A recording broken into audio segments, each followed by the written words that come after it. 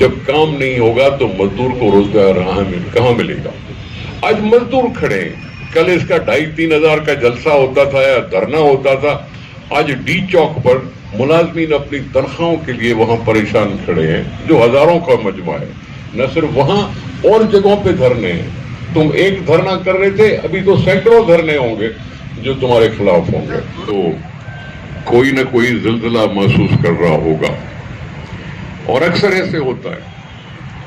کہتے ہیں کہ جی جلسوں سے کیا حکومت جائے گی؟ میں آپ کے سامنے کیا شہنشاہ ایران کا کہ جو جلسہ ہمارا جو 18 اکتوبر کو ہو رہا ہے، اس میں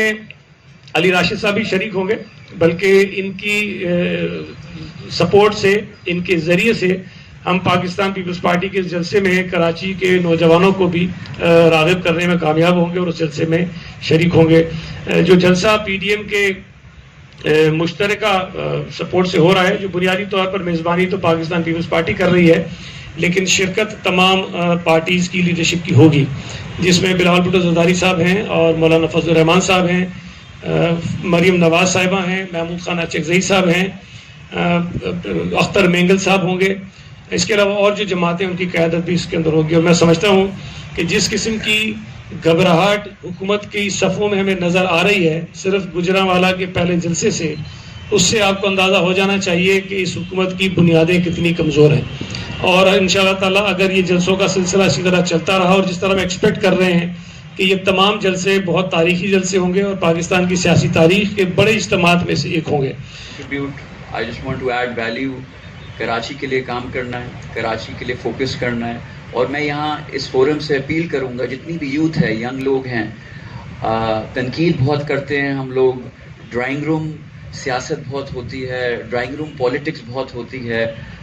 ہر پولیٹیکل پارٹی کی برائیاں بہت ہوتی ہیں، but I think if you want to make a difference, if you want to bring a change, then I think you have to come forward and do so, جیسے میں نے کیا۔ ماضی میں ایم پی بھی رہ چکا ہوں at a very young age, M N A بھی one of the youngest M N As تھا میں اپنے ٹائم کا۔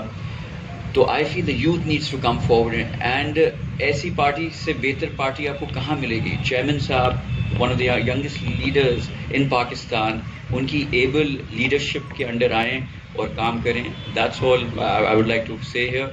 اینڈ مجھے بہت خوشی ہو رہی ہے دیٹ میں ایک ایسی پارٹی کا حصہ بننے جا رہا ہوں وچ از لبرل اور